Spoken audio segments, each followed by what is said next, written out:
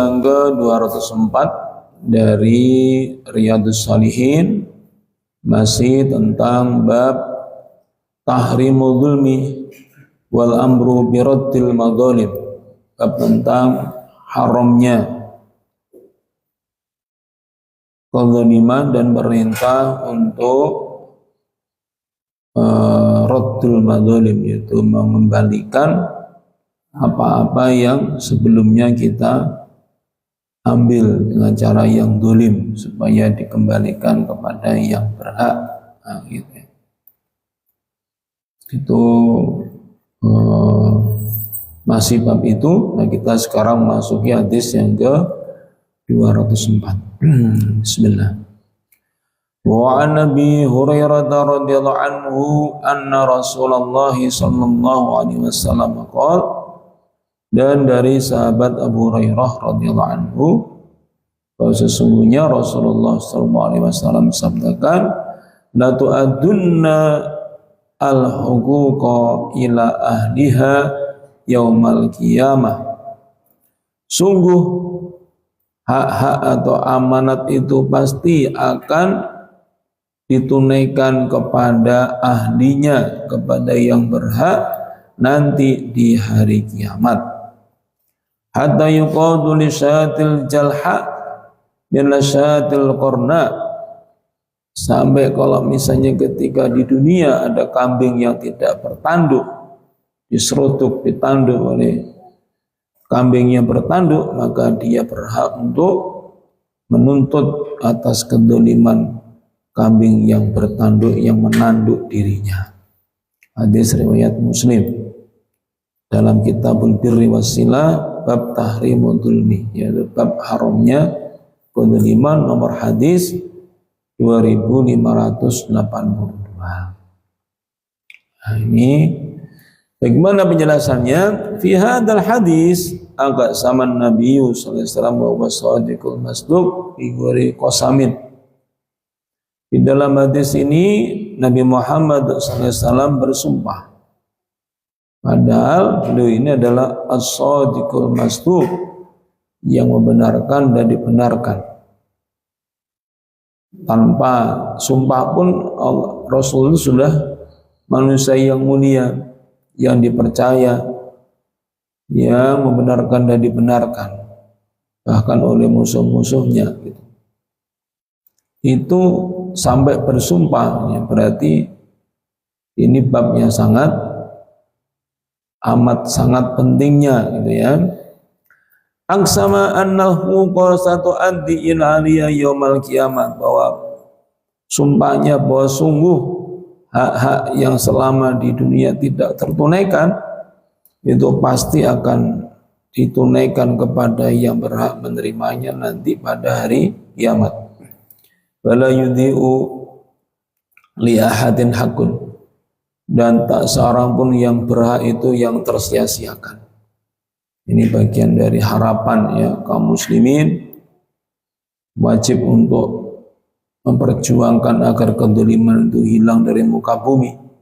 Yang kita dibebani itu adalah ikhtiarnya, yaitu usahanya, perjuangannya. Hasilnya itu ada hasilnya alhamdulillah, enggak ada hasilnya alhamdulillah gitu.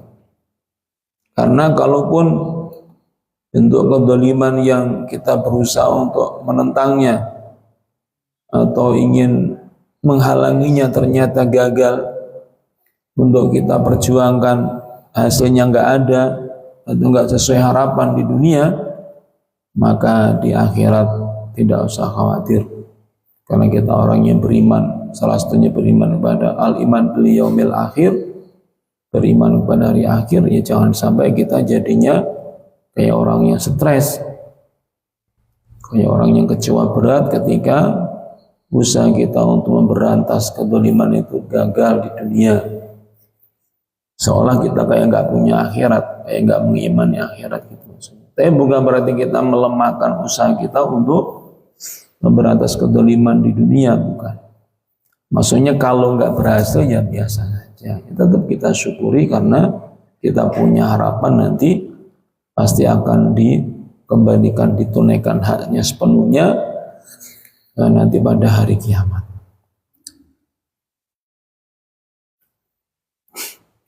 Al-haqqul ladzi laka illam tastawfi fid dunya is tawfiyathu fil akhirah wala bud. Jadi kalau hak-hak kita selama dunia itu tidak terpenuhi, artinya terus kelolosan, ya, maksudnya nggak berhasil kita selamatkan lah, kita hak kita tetap terabaikan, terdolimi, maka nanti di akhirat pasti akan ditunaikan oleh Allah Subhanahu wa taala. Hatta innahu yuqtasu lisyatil jalha binasyatil qarna, sampai supaya kita yakin, sampai diumpamakan andaikan ada kambing yang enggak bertanduk diseruduk sama kambing yang bertanduk, berarti kan didolimi itu kambing yang enggak bertanduk.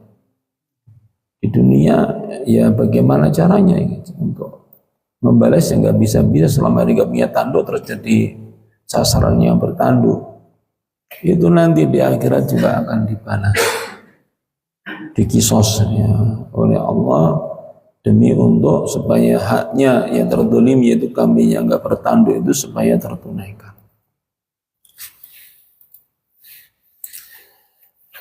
Kenapa? Wal ghalib annallati laha qarnun idza natahat al-jalha allati laysa laha qarnun tu'dhiha akthar. Karena ya umumnya kalau dibandingkan antara kambing yang bertanduk sama yang bertanduk, ya mesti menang yang bertanduk. Akan semakin dilawan ya semakin banyak lukanya, banyak kesakitannya gitu. Fa idza kana yaumul qiyamah qadallahu baina hataini syatain, maka nanti di hari kiamat kedua kambing ini akan ditunaikan hanya dengan waqt as-salisyatil jalha min asyatil qarna. Jadi hukum qisas ditegakkan agar haknya kambing yang tidak bertanduk itu tertunaikan. Hadza wa ya bahaim wala ya'qilna wala yabhamna. Ini adalah binatang ternak yang tidak berakal, yang tidak paham. Itu seperti itu.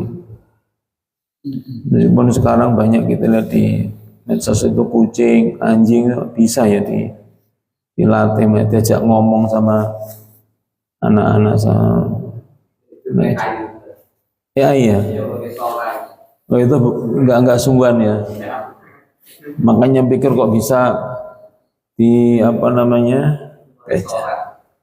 Sora ya. Nah, iya kok bisa diperintah kayak berakal, kayak paham gitu ya. Makanya disebutin sini namanya bahaim, ini ternak dia tidak berakal, ya tidak paham. Lakin Allah azza jalla hakama wa adal. Tapi Allah akan tetap menegakkan hukumnya dengan penuh keadilan. Arada ayyuriya ibadahu kamala adlihi. Allah mengendaki supaya hambanya nanti itu bisa melihat, diperlihatkan kepada hambanya nanti sempurnanya keadilannya Allah Subhanahu wa taala. Hatta fil bahaim al-ajam, sampai pun kepada binatang ternak. Fakaifa bi bani Adam, maka kalau binatang ternak aja seperti itu, mafhum mukhalafahnya apalagi kalau manusia, anak-anak Adam. Tapi hadal hadis dalilun ala anna al-bahaima tuhsyaru yaumal qiyamah wa kadzalik. Dan termasuk di dalam hadis ini itu menjadi dalil bahwa nanti binatang ternak juga akan dikumpulkan di hari kiamat sebagaimana manusia gitu. Karena itu bukan perumpamaan tapi contoh tadi ya. Maksudnya Rasulullah menyebutkan kambing yang enggak bertanduk sampai bertanduk itu bukan cerita, tapi maksudnya contoh. Bukan perumpamaan tapi contoh. Maksudnya memang akan ditegakkan, bukan andekan gitu.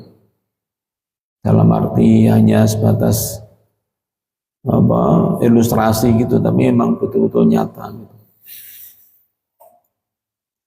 Wa tusaru at-tawab wa kullu ma fihi ruhun yusaru yaumil qiyamah. Termasuk binatang melata semuanya, semua yang punya nyawa itu semua akan dikumpulkan di hari kiamat.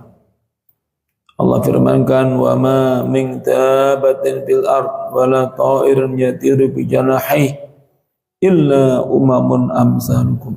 Dia adalah binatang melata di muka bumi dan juga burung yang terbang dengan kedua sayapnya, kecuali mereka ini umat-umat seperti kalian. Al-An'am ayat yang ke-38. Jadi umat ini banyak sekali di dalam konsep agama kita. Jadi umat banyak, ada umat udhar, ada golongan yang kecil-kecil, umat tuyur, ya, golongannya para binatang, burung, umat siba, golongannya binatang-binatang buas, umatul hayat, golongannya ular, itu semuanya umat semua itu, umat itu. Di sini contohkan dalam ayat ini dua, yaitu binatang melata dan burung. Ini contoh saja. Ini ya banyak. Terus adalah umat seperti kita.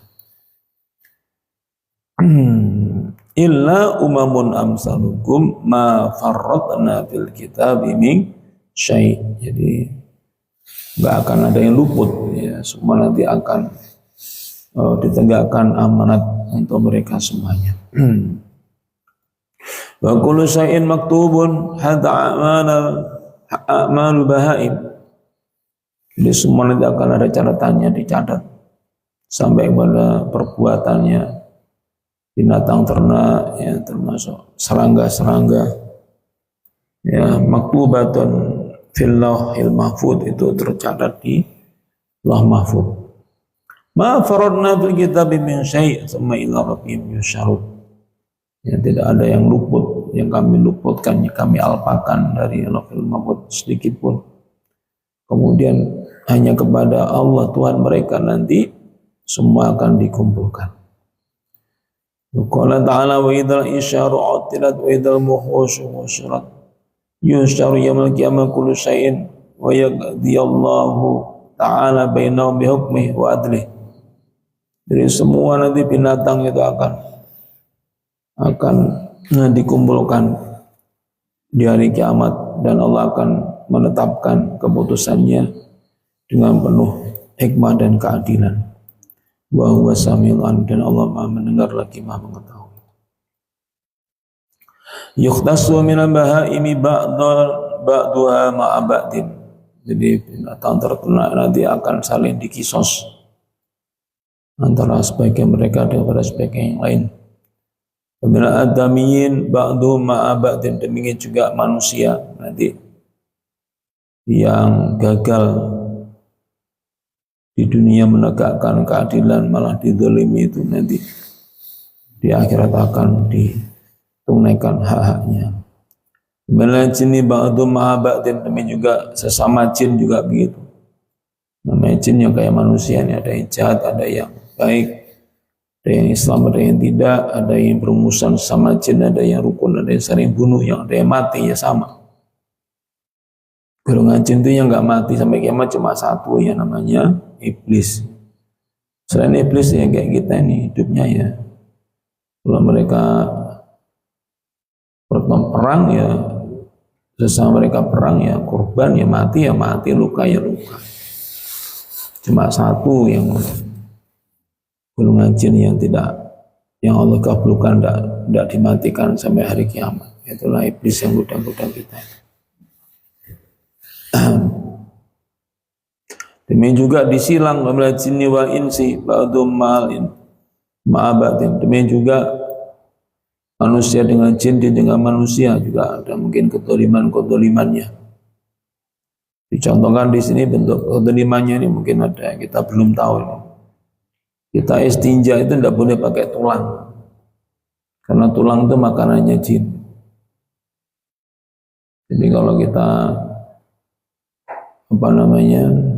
istinja itu pakai tulang, itu tulang kan jadi ada kotorannya, itu termasuk mendolimi karena itu dinyatakan dalam hadis dia makanannya jin.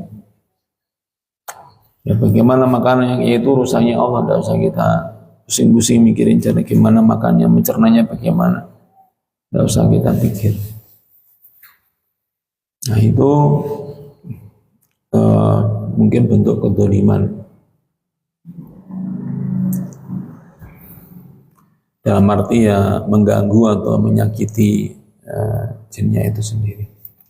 Ala kulli hal babi yaumil qiyamati yuqtasu bil madlum min ad-dhalim wa yuqad min hasanati ad-dhalimi illa idza nafadat hasanatuhu wa yuqad min sayyi'atil madlum wa tudriha alaihi. Nah itu nanti kisosnya bagaimana kalau manusia itu? Manusia itu kalau didolimi, maka cara mengkisosnya ini di hari kiamat nanti dicek kebaikan-kebaikannya orang yang dolim itu. Ada nggak kebaikan-kebaikan? Misalnya kedolimannya nilainya itu adalah misalnya 1 miliar. Kemudian kebaikan dia ternyata 2 miliar, ya susul. Berarti ya aman. Tapi kalau ternyata dolimnya 1 miliar, kebaikannya 1 juta, nah itulah. Akhirnya tahap keduanya apa? Tahap keduanya kekurangannya itu adalah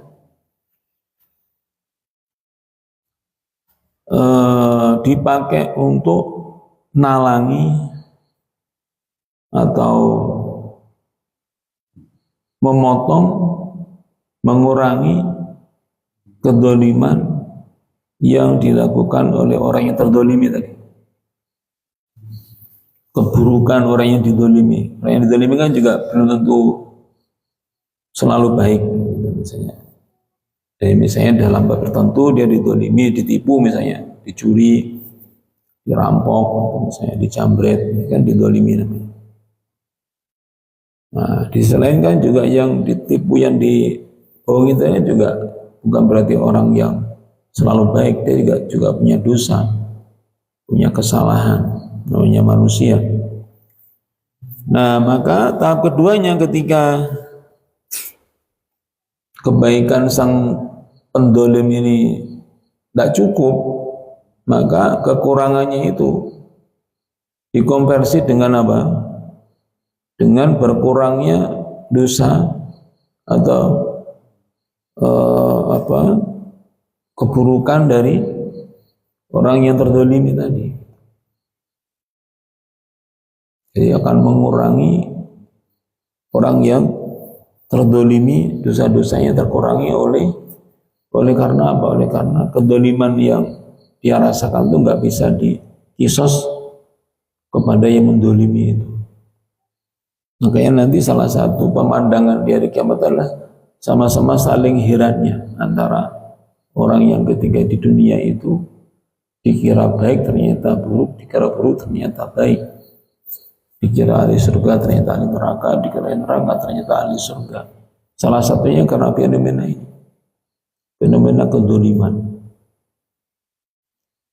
Makanya hati-hati kita dengan kedoliman, kita mesti jauhi sejauh-jauhnya. Ini maksudnya ya untuk kita semuanya, kula panjenengan sedaya semuanya sama. Karena itu tadi risikonya itu tidak bisa kita gelapkan, kita busuk di dunia itu ya, bisanya di dunia lolos dari penjara, dari hukuman ya bisa. Tapi ya di akhirat jangan dikira itu lolos gitu. Qala Nabi alaihi salatu wasallam, man ta'duna al-muflis fikum, man ta'duna al-muflis fikum, siapa yang termasuk golongan yang muflis di antara kalian, coba siapa yang dibilang orangnya bangkrut ini siapa gitu. Yaitu alasi laisa indahu syai', jadi enggak punya apa-apa. Maka mereka sahabat Nabi jawab, al-muflis man la dirhama inda wala mata. Ya orang yang enggak punya uang dan enggak punya barang ya Rasulullah. Qala maka Nabi jawab, al-muflis man ya'ti yaumal qiyamah bi hasanatin misra jibal, yaitu seorang yang datang dari kiamat kebaikannya sebesar gunung. Wa ya'ti waqad daraba hadha wa syatama hadha wa khatamala hadha. Tapi ternyata selama dunia dia sering menyiksa orang, memukuli orang, mencaci maki orang, mengambil hartanya orangnya dengan cara yang enggak benar. Fakamatamaha, menumpahkan darahnya orang, membunuh. Maka bayaqudu bayuqad hada min hasanat, maka diambil dari kebaikan-kebaikannya itu. Wa min hasanati, itu kebaikan dikumpulkan. Wa in baqiya min hasanati syai'un, ya kalau ternyata cukup ya alhamdulillah kebaikannya itu bisa melunasi kezaliman. Wa illa akhadha min sayiatihim fatutarihat alaihi thumma turiha finnar, ya maka kalau ternyata enggak cukup ya dia akan ambil keburukannya orang yang zalim itu, yang dizalimi itu, setelah itu ya dia dicampakkan ke dalam neraka. Inilah konsep kedoliman paripurna dalam Islam itu. Jadi dua-duanya itu, dunia akhirat itu sangat jelas konsepnya. Supaya manusia jangan merasa aman dengan kedolimannya hanya karena kecanggihan, keculasannya selama di dunia. Dia bisa menyembunyikan, bisa manipulasi, bisa menggelapkan historinya, rekam jejaknya, sehingga nggak ada yang tahu kalau dia ternyata yang mendolimi misalnya sampai jutaan orang ya, dengan patgulipatnya, dengan permainannya, dengan sebagainya itu ya dia bisa lolos di dunia, bisa. Dan yang bisa menjelaskan ini hanya agama, Pak. Yang bisa menjelaskan tegaknya keadilan paripurna hanya agama. Kalau bukan agama orang stres, Pak. Karena nggak punya harapan. Banyak orang yang mati, dia itu mati dalam keadaan terdolimi. Banyak sekali, miliaran mungkin. Minimal ratusan juta lah manusia yang mati dalam keadaan didolimi oleh yang lain. Nah kalau nggak ada yang menjelaskan nasibnya dia bagaimana? Di dunia yang sebentar ini dalam keadaan menderita, rasa sakit yang nggak terperi. Terus berujung dengan ya udah gitu saja. Ini kehidupan model bagaimana? Tidak ada harapan. Nah itulah agama yang memberikan harapan akan kehidupan yang pasti akan ditegakkan seadanya itu. Alaihissallahu bi ahkamil hakim. Ini ngomong-ngomong kopinya nggak ada nanti. Kopi putih ya, insya Allah.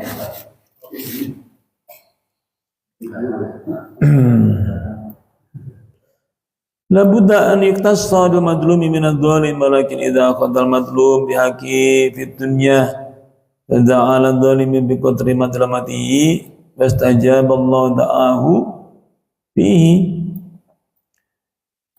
Jadi prinsipnya dalam Islam itu orang yang zalim itu pasti terkena kisosnya, itu pasti, bukan mudah-mudahan, itu pasti ya. Baik itu di dunia maupun di akhirat. Nah, kalau ternyata di dunia dia sudah berhasil dihukum, ya berarti bab itunya selesai. Nanti di akhirat dia tidak dituntut lagi. Ini sekarang saya sedang menunggu itu, sudah ditahan ini orang yang nyuri api, saya sudah ditahan kepolisian, nunggu proses pengadilan. Nah itu di dunia nanti selesai, dihukum dan setimpa ya sudah selesai. Gitu.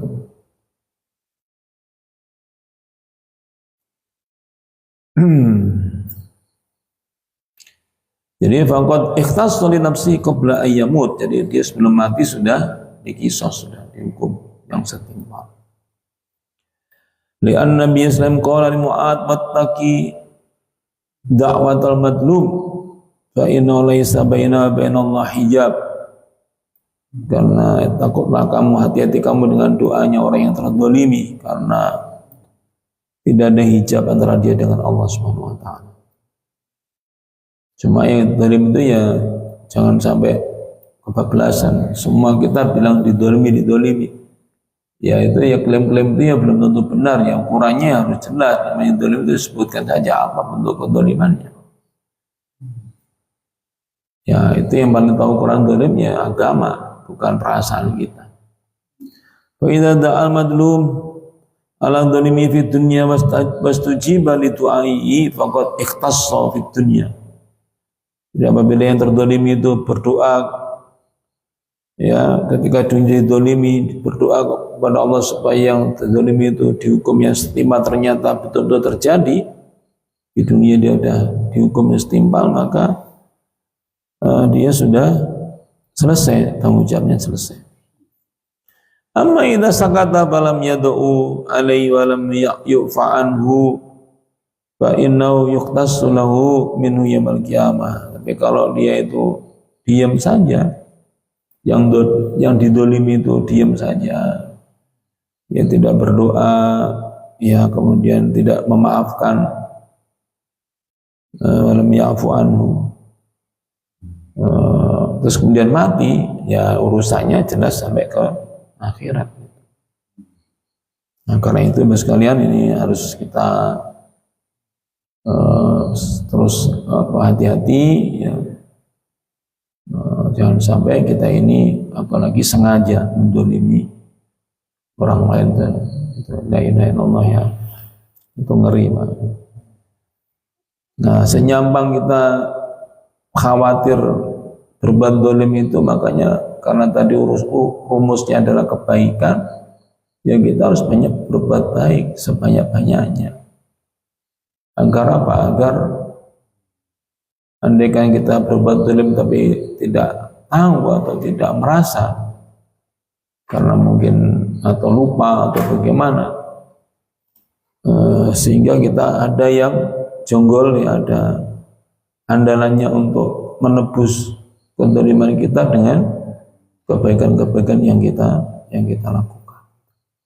Wallahu a'lam bishawab. Itu saya kira. Mungkin ada yang mau nambahkan, silakan. Monggo. Nggih. Ini menarik tentang interaksi antar manusia dan kebudayaan. Sehingga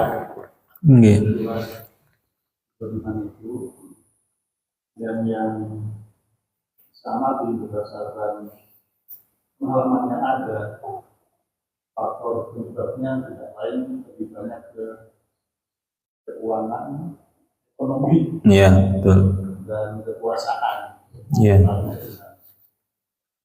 Dan mereka itu yang banyak mendolimi, namanya seperti nyaman-nyaman saja saat ini, gitu. Artinya menikmati, karena bisa jadi karena dorongan perjuangan, dorongan kelompok dan sebagainya, jadi harus melakukan itu. Benar atau salah, dan banyak salahnya tetap dilakukan, gitu. Sementara yang kedua itu tampaknya tidak berdaya untuk melawan secara fisik, secara akal, mungkin bisa, secara nyata sulit. Sehingga perbuatan yang seperti itu. Nah, yang dimaksudkan adalah posisi yang terdolimi itu sebaiknya doa, pasrah, atau menyerang. Karena menyerang pada saat diserang kan dibolehkan itu. Kalau menyerang doa, ini apa itu? Kalau menyerang fisik, sudah terjadi dolim dan dolim juga sebenarnya itu. Itu bagaimana perilaku mereka yang berdolimi yang seharusnya dilakukan ketika sangat berdosa. Bahkan sampai yang membunuh barangkali terjadi. Sementara yang mendolimi ya saja yang bisa terjadi. Kemudian Ya, mungkin ini rasional kita ya. Ketika ditimbang dibandingkan itu nantinya otomatis atau bagaimana? Kalau ini menzolimi berarti dosanya yang menzolimi mengurangi yang berzolimi itu otomatis gitu ya. Iya. Kalau bukannya mungkin bisa dijelaskan bagaimana kan kita nggak tahu ya karena itu adalah kekuasaan Allah untuk timbang mana harus dibayar misalnya 50 sama harus dapat bonus 50 dari dosa dia. Iya. Bagaimana secara nalar itu seperti apa ya? Kita juga berhati. Kalau memang seperti itu, kalau misalnya berzolimi itu nggak apa ikhlas, nggak apa dosa saya terkurangi. Malah pasrah kalau pasrah seperti itu, biar orang yang menzolimi kita diam saja. Oh dosa saya nanti balik ke mereka. Mohon penjelasannya. Iya, baik. Yang pertama itu ikhtiar atau upaya untuk mencegah atau menghancurkan kedzaliman itu disesuaikan dengan tingkat kedzalimannya.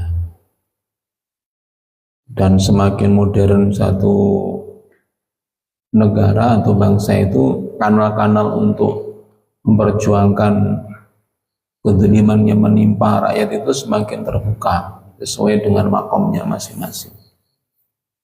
Nah, puncak dari kedzaliman itu kalau sudah menyangkut hajat hidup orang banyak, bukan personal lagi gitu ya, dzalimi rakyat misalnya gitu ya.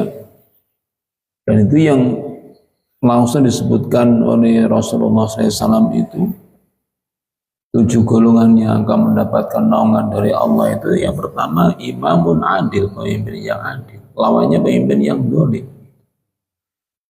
Nah, kedzaliman penguasa itulah kira-kira yang paling dampaknya paling luas dibandingkan dengan personal, kita urusan utang piutang 1-2 orang atau bertetangga. Tapi kalau udah menyangkut kekuasaan atau jabatan, ya menyangkut banyak, ya itulah yang kedzaliman yang relatif masif seperti itu. Yang pernah kita contohkan kemarin itu misalnya, contoh sederhananya itu misalnya dapat proyek hot mix, kan itu kan urusannya kan takaran dan timbangan itu seringnya meleset. Mungkin timbangan mungkin gampang, yaitu luasnya, luasannya itu mungkin dia nggak berani untuk curang, tapi takarannya itu yang paling parah, yaitu kualitasnya, speknya maksudnya. Misalnya ketebalannya kan penuh rahasia, ketebalannya berapa, apakah 5 cm, 4 cm, bergeser setengah cm, kalau berkilo-kilo udah berapa itu. Nah itu contohnya. Nah itu sehingga akhirnya harusnya awet misalnya 2 tahun baru rusak, dia mungkin 6 bulan sudah rusak. Itu mendolimi berapa orang yang lewat itu. Rusak, mungkin ada yang jatuh, mungkin ada yang tabrakan dalam waktu yang panjang itu, terus dalam kondisi mendolimi, itu yang beratnya di situ.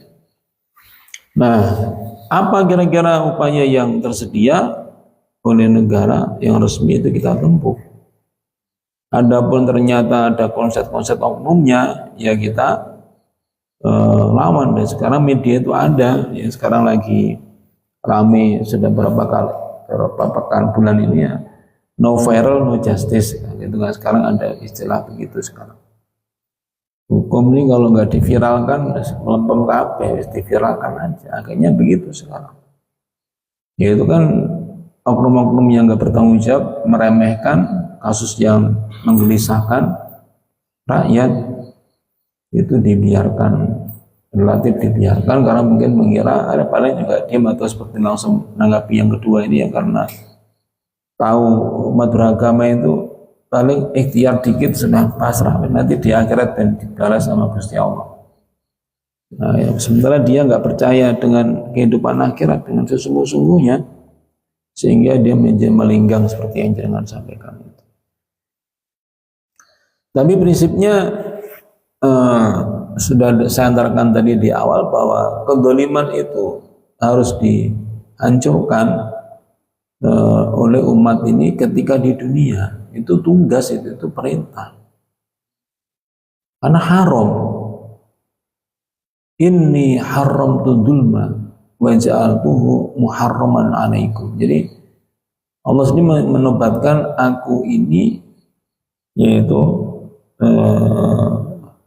membenci kedzaliman, mengharamkan kedzaliman, dan aku putuskan, aku haramkan kedzaliman itu ada pada di antara kalian. Jadi nggak boleh.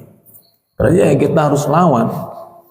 Tetapi kan tidak semuanya berhasil. Nah itu saja jadi masalahnya di situ. Nah soliditas orang-orang yang madlum, yang terdolimi untuk melawan itu ya dibutuhkan.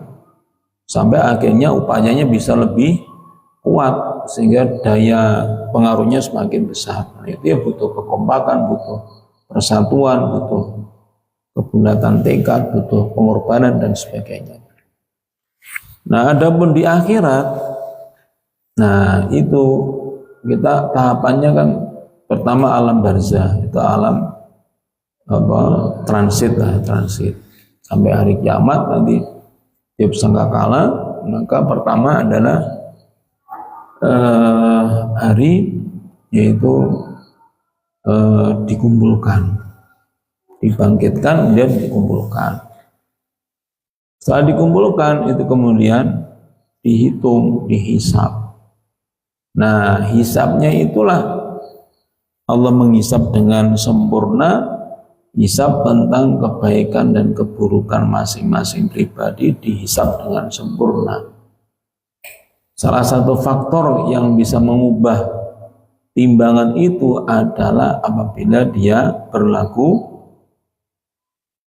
dia menjadi korban kedzaliman. Itu salah satunya. Maksudnya yang membuat orang itu heran, tapi nanti akan terjawab dengan baik. Keheranan itu akan dijelaskan dengan mudah oleh Allah Subhanahu wa taala mengapa si fulan yang dikira masuk neraka ternyata masuk surga atau kebalikannya. Itu nanti tidak ada yang membantah, semuanya pasti mengangguk, oh ya benar, maha benar engkau ya Allah, mesti begitu. Nah yang kedua adalah yang kita mungkin nggak mengira, yang bisa mengubah timbangan sebelum dibalas oleh Allah itu adalah kebaikan-kebaikan kita di dunia yang ketika kita meninggal itu masih dirasakan kebaikannya oleh orang lain. Yang namanya jariah, sedekah jariah, ilmu yang bermanfaat, anak yang saleh yang mendoakan.